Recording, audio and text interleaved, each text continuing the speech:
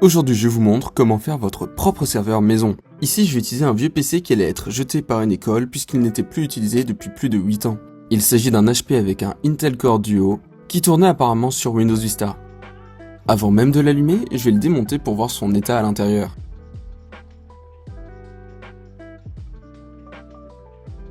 Alors waouh, on voit bien qu'il n'a pas du tout été entretenu ces 8 dernières années. Je vais donc le démonter entièrement pour nettoyer tout ça. Et maintenant avec le flash c'est encore plus flagrant, on voit bien un dépôt de poussière absolument partout sur l'appareil.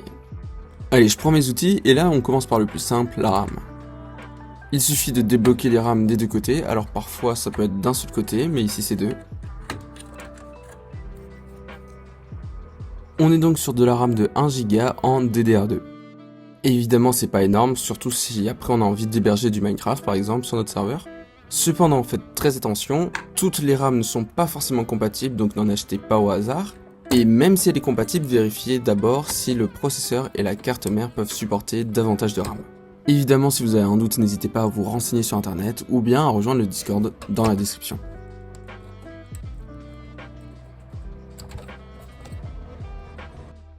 Alors là c'est cool, on a pas mal de slots dont un pour la carte graphique. Et ça m'arrange étant donné que la carte mère n'a pas de port pour l'HDMI. Or mes écrans, eux, ils ont que de l'HDMI et du DisplayPort, donc je vais devoir brancher une carte graphique avec de l'HDMI. Alors là j'ai eu une petite surprise puisque je pensais avoir 2 Go, mais en fait j'ai 1 Go sur une barrette et 2 Go sur la deuxième. Ce qui veut dire que dans le passé, quelqu'un avait déjà ouvert l'ordinateur pour ajouter 2 Go. Ce qui explique les bouts de plastique cassés dans le boîtier. Alors en principe, on évite d'avoir des barrettes avec des nombres de gigas différents, et surtout un modèle différent. Et je précise bien modèle et non marque, parce que même si vous avez la même marque, si c'est deux modèles différents, eh bien le voltage, les fréquences ne sont pas forcément les mêmes, ce qui ne donnera pas une configuration optimale. En bref, vous perdrez en performance. Encore et toujours sous une épaisse poussière, on découvre le disque dur, et c'est 250 Go.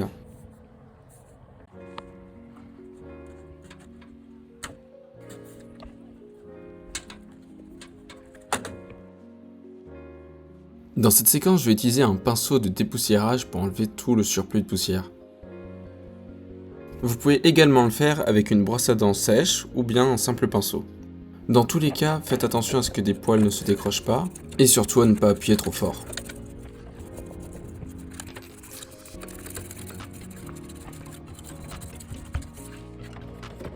Je sors enfin la carte mère et là encore, il va falloir être très prudent.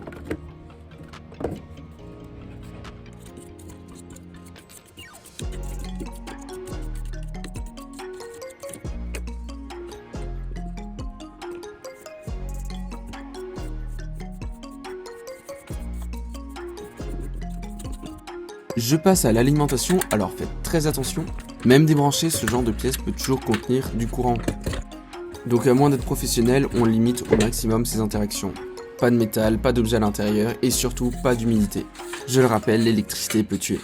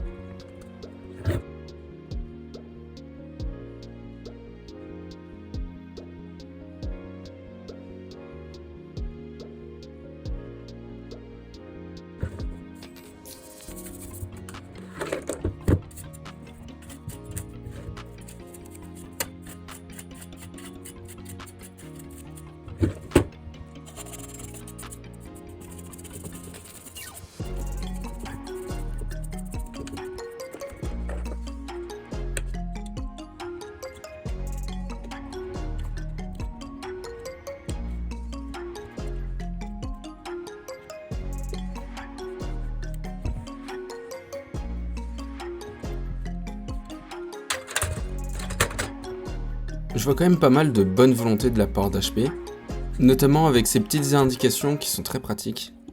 Et globalement, on voit que le PC est fait pour être démonté facilement. Donc Apple, vous pourriez y prendre exemple. J'en profite pour appliquer de la pâte thermique neuve. Vous en trouverez à partir de 4 € sur Amazon, et on recommande de la changer environ tous les 2 à 4 ans.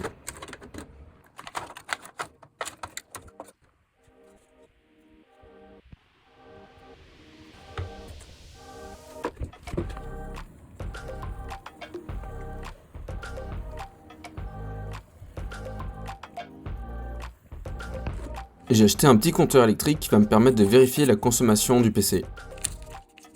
J'avais oublié le ventilateur, donc le voici, et c'est parti pour quelques tests. Je vais prendre les mesures d'une lampe et de mon téléphone, pour comparer ensuite avec le serveur.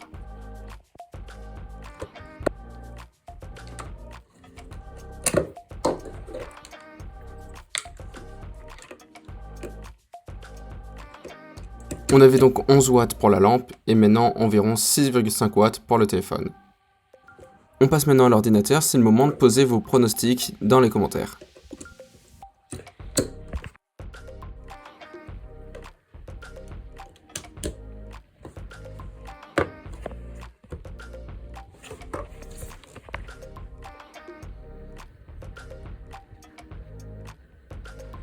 Alors on reste autour des 39,5, ça paraît pas énorme par rapport à un PC gamer, mais gardez en tête qu'un PC plus récent aurait la même consommation pour beaucoup plus de performance. Pensez à mettre une pile BIOS neuve pour éviter que le PC réinitialise le BIOS à chaque fois que vous le débranchez. Au passage, j'installe cette carte graphique pour pouvoir connecter le PC en HDMI. Là encore merci HP. En fait, quand on ajoute une carte graphique, on doit retirer un slot. Le problème, c'est que sur la quasi-totalité des PC modernes, il faut casser la protection. Donc en gros, sur un PC moderne, si je veux brancher la carte puis la retirer, en fait, il n'y aura plus de cache ici. Alors que là, j'aurais juste à le reclipser et c'est tranquille. Allez, maintenant c'est parti pour tester tout ça. Donc voilà, maintenant l'ordinateur est branché, je vais juste l'allumer et tester, voir si tout fonctionne bien. Ok, voilà déjà une erreur. Ok, alors au final, rien de bien méchant. Et d'ailleurs, c'est assez cool en fait. La carte mère nous avertit que j'ai mis la RAM sur le mauvais slot. Donc en gros, en changeant, j'aurai plus de performance grâce au dual channel, etc. Je refais le point sur la consommation et on peut voir qu'on utilise un petit peu plus d'électricité maintenant qu'il y a la carte graphique. Alors maintenant, je me rends dans le BIOS, c'est pour changer l'ordre de boot, c'est-à-dire changer l'ordre des dispositifs de stockage sur lesquels l'ordinateur va essayer de se connecter pour lancer un système. En fait, j'ai créé une clé d'installation de Debian et je vais montrer dans la deuxième partie comment faire. Par contre, pour accéder au BIOS, ça va dépendre de la carte mère, de sa marque, de son modèle. En général, c'est F12, ça peut être aussi Dell, mais regardez directement le manuel de votre carte mère, ce sera beaucoup plus simple. Donc là, on a pas mal d'options, par défaut, c'est disque dur ou SATA. Ethernet, ça permet de boot depuis Internet, mais moi, comme je branche une clé USB, j'ai juste mettre USB. Ça y est, donc j'ai redémarré le PC et maintenant je suis bien sur Debian. Alors je vous dis à tout de suite pour la deuxième partie où je vais vous expliquer comment créer la clé USB bootable. Premièrement, on va télécharger l'image de Debian tout simplement en tapant Debian Download ISO. On retrouve la dernière version stable de Debian, par contre ici attention, on a l'architecture correspondant au processeur. Dans la majorité des cas, vous devriez être compatible, à moins d'avoir un processeur 32 bits ou ARM comme les nouveaux MacBook. Bien sûr, si vous avez une autre architecture, vous pouvez aller la sélectionner sur le côté. Dans mon cas, c'est bien celle-là, donc je vais télécharger. Désormais, il nous faut un créateur de clé bootable. Je vais vous en présenter plusieurs, en commençant par Rufus. C'est un peu le plus connu, le plus utilisé, donc a priori, vous ne devriez pas avoir de problème avec. Ensuite, on a Live Linux, qui comme son nom l'indique est dédié à Linux. Mais malheureusement, le projet a été abandonné, vous pouvez toujours le télécharger, mais il ne sera plus jamais mis à jour. Et enfin, le dernier pour la route, Balena, c'est celui que je vais utiliser. C'est vrai qu'il est plus travaillé niveau design, mais c'est pas son seul avantage, il est également compatible avec plus de systèmes, plus d'ordinateurs. Et il a une version pro plus orientée pour les entreprises, pour ceux qui doivent vraiment créer des dizaines de clés par jour. 2 hours later. Ok, donc les téléchargements sont terminés, j'espère que ça n'a pas été trop long pour vous, normalement ça devrait quand même aller. Mais c'est vrai que Debian fait quand même plus de 500 MO. Donc j'ouvre Balena, et là on retrouve une petite interface où on va devoir sélectionner l'image. Donc je sélectionne mon Debian, on sélectionne ensuite notre clé. D'ailleurs prévoyez une clé d'au moins 1 Go pour pouvoir installer Debian dessus. Ici on a des disques cachés, en fait c'est les disques internes, et évidemment on va pas y toucher pour pas perdre nos fichiers. On appuie sur Select pour continuer, et maintenant on peut flasher l'image. La durée de cette étape va pas mal dépendre de la vitesse de votre clé USB, donc essayez de toujours bien brancher au meilleur port USB. Parce que tous les ports n'ont pas la même vitesse en fait. Bon après là on installe Debian, donc c'est vraiment pas le plus gros Linux, donc ça pourrait vous prendre maximum 5 à 10 minutes. Là j'ai la clé qui s'est ouverte, je vérifie rapidement à l'intérieur du fichier EFI qu'on a bien boot et Debian. Donc ensuite Balena va vérifier la clé, je vous déconseille de skip cette étape, on ne sait jamais qu'il y ait un fichier corrompu. Ça vous évite d'aller jusqu'à la fin de l'installation et là, ça plante. Ça y est, la clé est préparée, rien n'a été corrompu, et normalement c'est maintenant que vous pouvez la brancher à votre machine. Mais moi je vais faire l'installation dans une machine virtuelle pour pouvoir mieux filmer que juste avec mon téléphone devant l'écran. Et au passage vous verrez comment utiliser VirtualBox et vous verrez que c'est vraiment pas compliqué. Donc j'ouvre VirtualBox et je vais créer une nouvelle VM.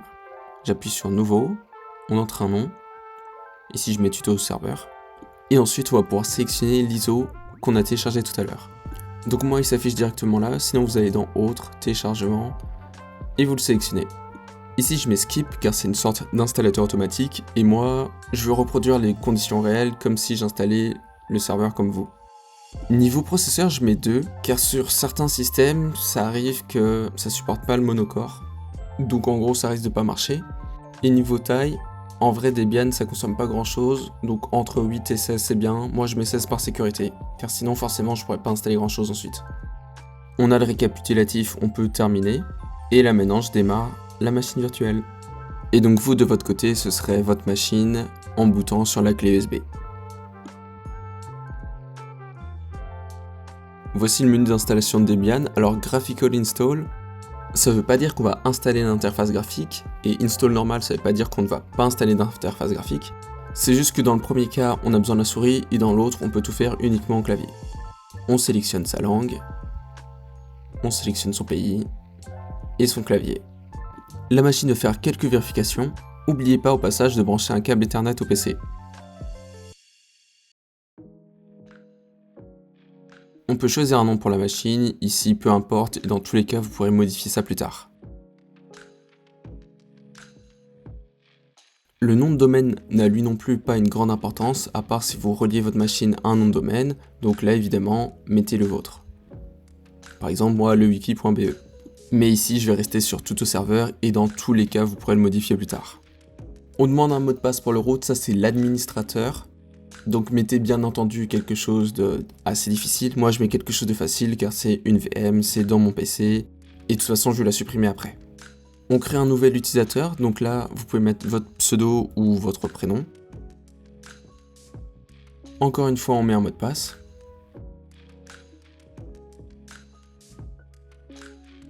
On va pouvoir passer à l'étape de partitionnage des disques. On a plusieurs options mais je vais pas m'attarder là-dessus dans cette vidéo. Par contre, ce qu'il faut retenir, c'est qu'un disque non chiffré est lisible depuis un autre ordinateur sans mot de passe. Donc par exemple, votre session Windows n'est probablement pas chiffrée. En tout cas, si vous n'avez pas BitLocker, c'est quasiment certain. Et donc, en démarrant votre disque sur un autre PC ou sur une clé Linux, on peut totalement lire les fichiers sans connaître votre mot de passe. Donc si vous avez peur pour vos données, choisissez LVM chiffré. Mais là, si c'est votre petit serveur Minecraft à la maison, pas de souci, on va juste mettre une partition normale. Si vous avez 2 disques, sélectionnez le plus rapide, donc par exemple un SSD. Ici, ça sert à rien pour le moment de séparer, donc on va tout mettre ensemble. Mais si vous voulez, dans une prochaine vidéo, on viendra là-dessus plus en détail. On met terminé, on met oui. Donc là maintenant, Debian va installer le système, décompresser les fichiers, installer tout ce qui est nécessaire. Ça va vraiment prendre un moment. On peut compter 3 à 10 minutes en fonction de votre matériel. Par contre, si ça commence à durer plus de 15-20 minutes, là, c'est qu'il y a peut-être eu un problème. Cette fenêtre, ça nous serait utile si on avait installé des drivers ou des paquets sur une clé USB. Ça n'a pas été notre cas, donc on peut mettre non. Le pays du miroir, en fait, c'est le pays depuis lequel on va vouloir télécharger les mises à jour, que ce soit du système ou la plupart des paquets. Moi c'est la Belgique, ensuite vous pouvez regarder sur internet quel serveur est le plus proche de chez vous, et dans certains cas, même si vous êtes belge ou français, le serveur le plus rapide, le plus proche de chez vous peut être en Allemagne ou aux Pays-Bas, peu importe. Et de toute façon les mises à jour sont pas si grosses que ça, donc au pire vous laissez celui par défaut. Alors ici c'est pour participer aux statistiques de l'utilisation et du téléchargement des paquets, vous pouvez mettre oui, ça vous coûte rien. On arrive à la toute fin de l'installation, donc l'environnement de bureau on retire, GNOME on retire, en fait on retire tout ce qui nous sert à rien, donc on garde uniquement SSH. C'est ce qui va nous permettre entre autres de nous connecter à la machine à distance, et le fait de retirer tout le reste va nous permettre d'avoir une machine vraiment clean avec le minimum requis. Group c'est ce qui va nous permettre de boot, donc évidemment on met oui. On installe sur le disque principal, donc le disque sur lequel on a installé le système. Parce que si vous avez un deuxième disque par exemple pour vos backups, ou juste pour avoir de la place en plus, un disque que vous risquez de retirer dans le futur, une fois retiré, le PC n'aura plus sa partition boot et ne pourra plus démarrer sur Debian. Félicitations, l'installation est terminée, on peut retirer la clé USB et redémarrer l'ordinateur en appuyant sur continuer.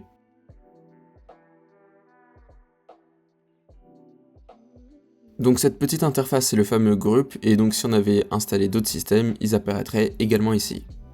Vous pouvez attendre 5 secondes que ça démarre automatiquement ou cliquer sur Enter. On entre notre login et le mot de passe. Nous voilà donc sur notre magnifique petit serveur et maintenant on va installer le nécessaire pour débuter. J'ai commencé par tenter de mettre à jour le système en utilisant la commande sudo apt update. Le problème c'est que visiblement sudo n'est pas installé donc je ne peux pas exécuter en tant qu'admin. Je vais donc devoir passer sur root.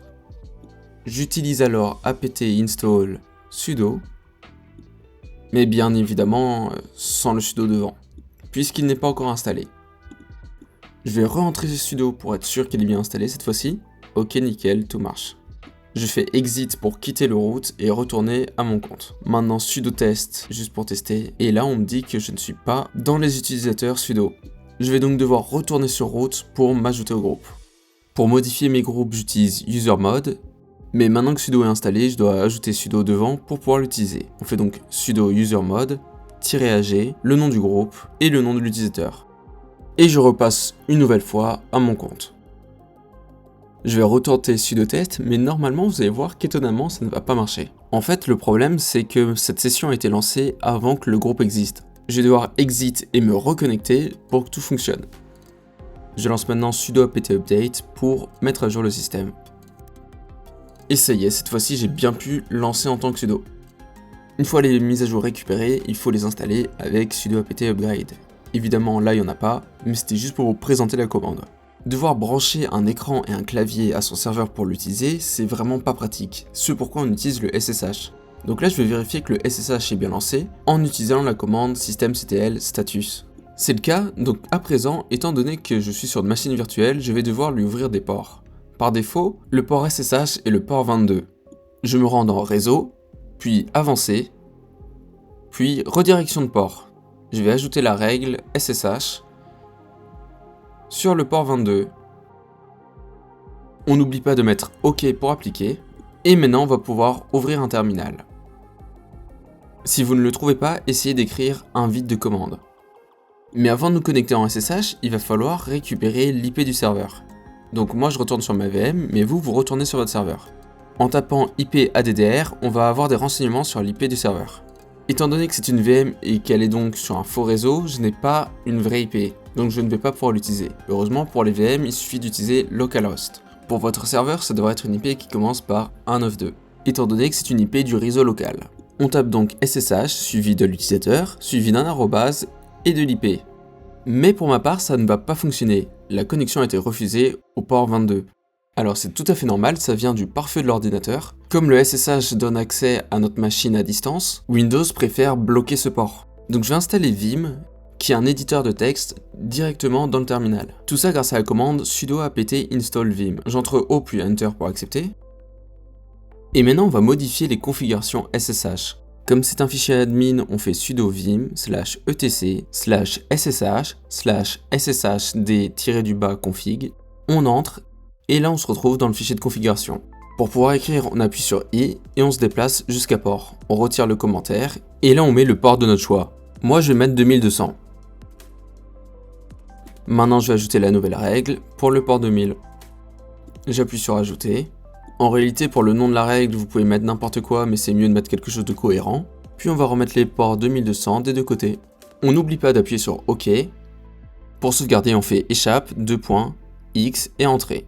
Maintenant qu'on a modifié la configuration du serveur SSH, il faut la recharger pour appliquer les changements. Je tape sudo systemctl reload sshd. On peut maintenant retourner sur le terminal et cette fois-ci on va se connecter en précisant le port 2200. À la première connexion on va devoir mettre yes. Ensuite, on ne nous demandera que le mot de passe. Pour me déconnecter, je peux faire exit et retaper la commande pour me reconnecter. Maintenant, pour avoir un shell un petit peu plus pratique et agréable, je vais vous faire installer OhmyZSH. Vous pouvez rechercher sur internet, sinon le lien est dans la description. Donc on va se rendre sur cette page et effectuer une des deux manières d'installer MyZSH. En fait, en soi c'est la même, mais c'est juste qu'on choisit d'utiliser wget ou curl. Je commence par installer ZSH en faisant sudo apt install ZSH. On met O pour oui. Je colle la commande que j'ai copiée, mais curl n'est pas installé, donc on l'installe avec sudo apt install curl. On accepte encore une fois. Je retente l'installation, sauf que cette fois-ci, il manque git, donc on fait sudo apt install git. Et pour changer d'habitude, on accepte encore une fois. Allez, cette fois-ci on a toutes les dépendances, donc normalement ça devrait bien se passer.